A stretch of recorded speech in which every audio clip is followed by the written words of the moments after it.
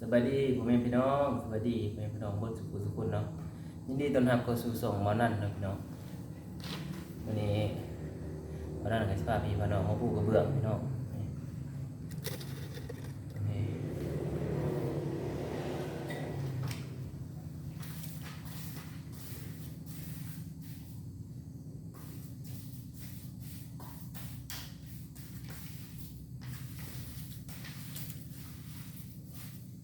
ปูเปรี้ยวพี่น้องปูเปรี้ยว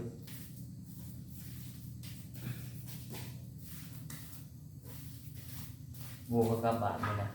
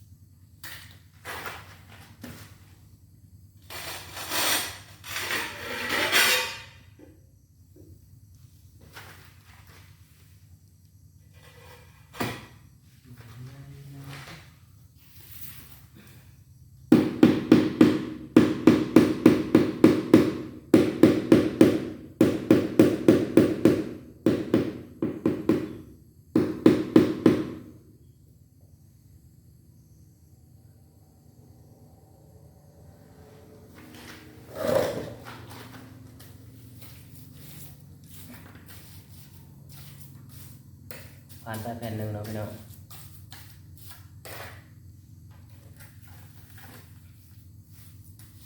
ปูของน้ำเป็นขั้วพี่น้องนี่ใส่เบิกนี่ถ้าก็เริ่มปูวัง10 โมงกว่านะพี่น้องมื้อนี้ตอนนี้เฮือนใหญ่นี่แล้วนี่เฮือนใหญ่แล้ว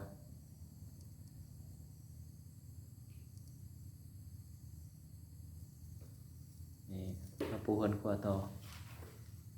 นี่ก็เคาน์เตอร์กำลังกอพี่น้องตอนนี้บ่ทันได้ปูเนาะยังถาบ้านอยู่นี่ใส่บ้านนำใส่บ้านเคาน์เตอร์ใส่แล้วเฮาก็เทพื้นแล้วก็เฮามาปูกระเบื้องทับถึงเนาะพี่น้องทับหลังมันนี่เฮาก็ติดกระเบื้องเบิดเลยนะนี่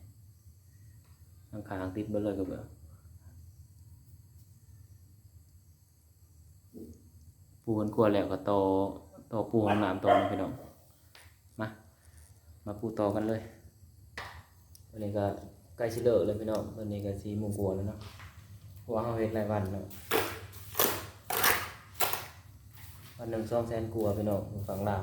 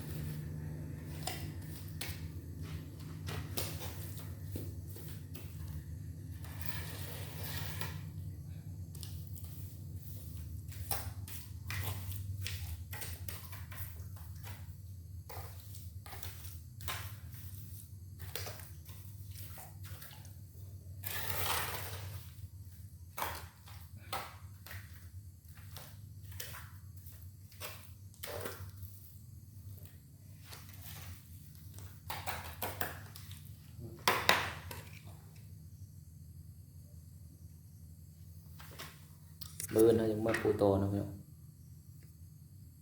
เบิร์นเขาจะมาปูโตวันนี้ก็ได้เวลาเลิกแล้วบ่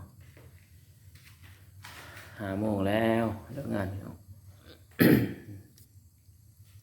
นี่ได้พี่น้องงามบ่ครับปูนี่โลเฮือนครัวเนาะพี่น้องปูกระเบื้องเฮือนครัวเดี๋ยวสิพาไปเบิ่งเฮือนใหญ่เนาะนี่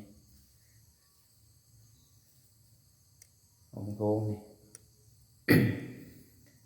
มันก็สิหกแน่เนาะพอเอาเพิ่นทำความสะอาดเนาะพี่น้องนี่ห้องนอนหนึ่งเนาะพี่น้องเครื่องกรองเขาก็เต็มอยู่นี่แหละว่ายังสิเฮ็ดทาสีแล้วพี่น้องติดหลอดฟืนหลอดไฟเนาะนี่ก็ห้องที่สองพี่น้องเรียบร้อยไปแล้วปูห้องนอนที่สองนี่ก็เป็นห้องอีกเป็นห้องหนึ่งเนาะแต่ว่าห้องในเครื่องบริการมันสิต่อกับห้องโถงเนาะนี่หน้าบ้านนี่เขาเบื่อบ่พอไปดอกยังวางสิหาแก๊สนี่ยังเก็บเศษบ่ได้ก็เบื่อหมดก่อนเนาะนี่ก็สิประมาณนี้นะพี่น้องเฮาเฮ็ดงานเนาะเฮาก็มาเฮ็ดรายวันนำเพิ่นพี่น้องเนาะเฮ็ดรายวันวันละ200,000 กว่าเนี่ยอยู่ฝั่งลาวเด้อพี่น้องอย่าบืนเข้ามาสู่ต่อพี่น้องบืนเข้ามาปูต่อเนาะ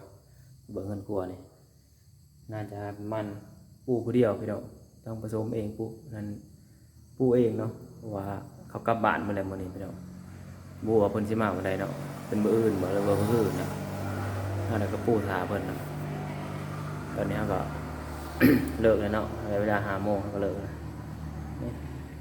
เฮาปูมันนี่